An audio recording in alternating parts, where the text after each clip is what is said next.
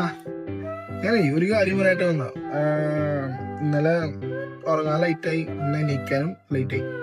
So അതുകൊണ്ട് 10 മണി ഉണ്ടായിന്റെ അപ്പൊ അമ്മ പറഞ്ഞു 10 മണിക്ക് ശേഷം ഈ പരിപാടികൾ നടക്കണമെന്ന് അമ്മ പറഞ്ഞേക്കണേ. വേറെ ഒന്നുമില്ല, ഇത്ര വലിയ സോഷ്യൽ മീഡിയ യൂസ് ചെയ്യുന്ന ആൾക്കാരും അതുപോലെ തന്നെ ഈ TV ന്യൂസും അദ്ദേഹത്തൊക്കെ കണ്ട് കുറെ തള്ളാണ് മറ്റാണ് മറിച്ചാണെന്നൊക്കെ പറഞ്ഞ് നടക്കണ കുറെ ഒരു ആൾക്കാരുള്ളൊരു ജനറേഷനിലും ഇപ്പോഴും ആൾക്കാർക്ക് ഏപ്രിൽ 1-ാം തീയതി എന്ന ദിവസത്തിനെ കുറിച്ച് അറിയില്ല, നന്നായിട്ട് മനസ്സിലായി. എന്താ പറയാ, ഏപ്രിൽ 1-ാം തീയതി പ്രത്യേകത എന്താണെന്ന് അറിയില്ല, ഈ ദിവസം എന്താണെന്ന് അറിയില്ല, ഇന്നത്തെ ദിവസം എന്തൊക്കെ നടക്കുക, ആരൊക്കെ എന്തൊക്കെ പറയാന്ന് ഇപ്പോഴും ചിന്തിക്കാത്ത കുറെ ആൾക്കാരാണെന്ന് മനസ്സിലായി. അറ്റ്ലീസ്റ്റ് ഏപ്രിൽ 1-ാം തീയതി ഏപ്രിൽ ഫൂൾ എന്നുള്ള ദിവസം അറിയാത്ത ഒരു കുറെ മലയാളീസ് ഇപ്പോഴും കേരളത്തിലുണ്ടെന്ന് മനസ്സിലായി. ഇമാതിരി സാധനം കാണുമ്പോ ജസ്റ്റ് ചിന്തിച്ചോട്ടാ, ആണുങ്ങള് മാത്രല്ലടാ പെണ്ണുങ്ങളുണ്ടേ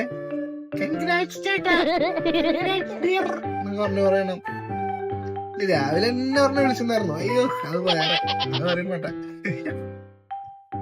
ഒരുപാട് ആൾക്കാർ വിളിച്ചു ചോദിക്കണു ഏത് പടം, ആര് പടം, കുറെ സമയത്ത് എന്റെ പേരൊക്കെ പറയണ്ടായിരുന്നു, ലാൽ ജോസ്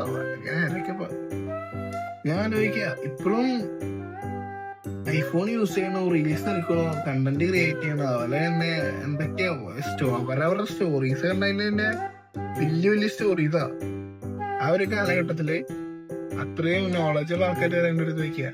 ശരിക്കും കൺഗ്രാറ്റ്സ്, നീ സിമ്പിൾ അറിയുമ്പോ നീ എന്നെ മറക്കല്ലേ, നമ്മളൊക്കെ ഓർത്തോളൂ. പിന്നെ ചെലവ് വേണം, ബർത്ത്ഡേക്ക് പോലും ചെലവെടുക്കാത്ത എന്റെ അടുത്ത് തീർച്ചയായിട്ടും. എനിക്ക് ആകെപ്പാടെ ബർത്ത്ഡേക്ക് 10-200 മുകളിൽ എന്തെങ്കിലും മെസ്സേജ് വരില്ലോ, 100 മുകളിൽ മറ്റേ മെസ്സേജ് കാണുമ്പോ എങ്ങനെ ഇത് ഞാൻ അറിയാത്ത ആൾക്കാരും ബംഗാളികൾ വരെ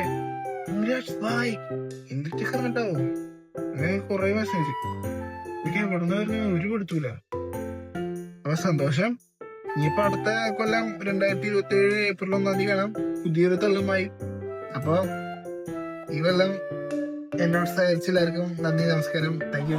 by, next year. See you soon.